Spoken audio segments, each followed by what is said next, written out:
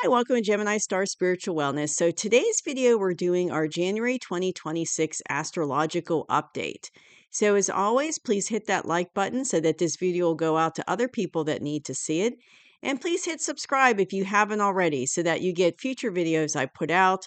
And I do appreciate all my subscribers, new and existing. I really appreciate your support of the channel. And I've hit the year mark for this channel. I started January 1st, 2025. So I appreciate everyone that's been with me this whole time and all you new subscribers. And so, yeah, I hit my anniversary date. So that's exciting. So let's look at what's going on for January. And these astrological update videos are usually pretty quick. They're not that long, but because I just don't, I mean, I could give you more information, but I'm just trying to hit like the highlights of what's going on for the month. So January 1st, we've got Mercury is entering into Capricorn. So that's going to help us be drawn to focus on our long-term goals and plans for the new year. So that's kind of perfect for beginning of January for the new year. And it's going to so basically it's also going to help us to feel drawn to do research as we make our plans. So make sure you do your research before you start making plans and moving forward with it and taking action on your plans. But it's going to be really big about focusing on, long terms and goals and plans we might have. So on January 3rd, we have a Cancer full moon. So with this full moon, we could be experiencing very intense and strong emotions, especially because it's in Cancer. And Cancer, of course, is a water sign, but it's also known for, emotions. And so you could be experiencing that at the beginning of the month. And there can also be a focus on our family and our home life with this full moon. And also like we will be drawn to take care of ourselves as well. So, home, family, a focus on those things, also focus on taking care of ourselves and providing emotional support to other people.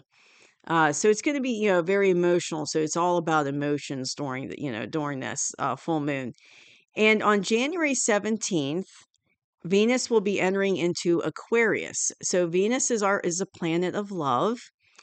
And so there could be an expansion into like wanting to go out and meet new people, expansion into enjoying like social events.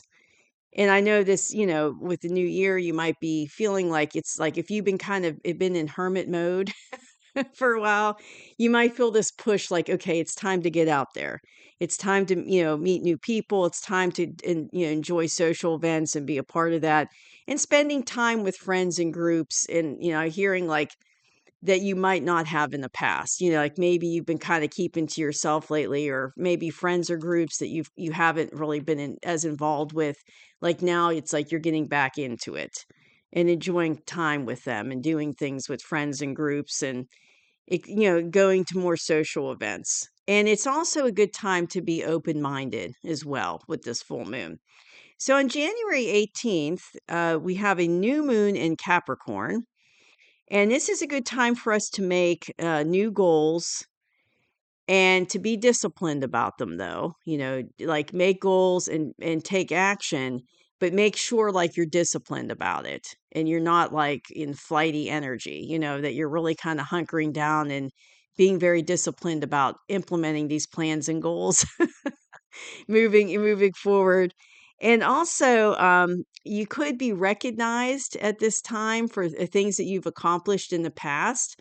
So there could be some special recognition for you coming this way, for you in January, around, the middle of the month, January 18th.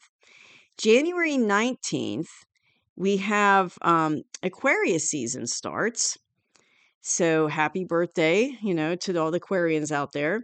So that's going to help bring in like Aquarius season will bring in optimism about making changes, like positive changes to our life, about optimism about our future, thinking about what we want for our future, what's our dreams, which are, our goals, and how do we make changes to accomplish that or to, accommodate those dreams and goals?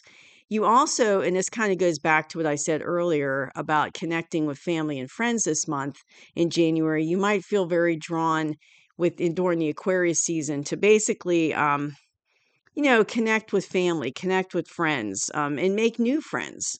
And maybe, get yourself out there more in your friend groups and spending time. So January 20th, Mercury goes into Aquarius, and this transition is going to help us about, what do we want for our future? What ideas do we have to make our dreams into a reality? How can we make it into reality? And then and this is like the important part too, is getting out of our comfort zone, because you know how a lot of times we can get really hunkered down in our little comfort zone, and we're afraid to get out of it, afraid to get out of it. So thinking outside the box is good for this time, and basically like being open-minded about getting out of your comfort zone, because that's going to help you with being able to, make your future, your dreams and your plans a reality in your future. If you think outside the box, that way you're not limiting yourself just to that, to the your comfort zone ideas and what you're used to. So sometimes we got to kind of kick ourselves out of that, our comfort zone, so that we can expand. Also on January 23rd, Mars goes into Aquarius. So Mars is definitely a planet of drive and action. And with it going into Aquarius, it could help us put more energy and action into our dreams, into our future, and helping us to make important changes. So, we're only on January 23rd here, but you can see how everything I've talked about up to this point, it's all about planning for our future, making new goals, how to implement those plans and goals, what do we want for our future, taking action. So there's a lot of that in January, a lot about our future, making plans, moving forward. How do we make it happen? And, it's like, well, we're going to have energy and action to make important changes, because some of those changes might be hard for us to make, especially like I was saying, like we've been in our comfort zone.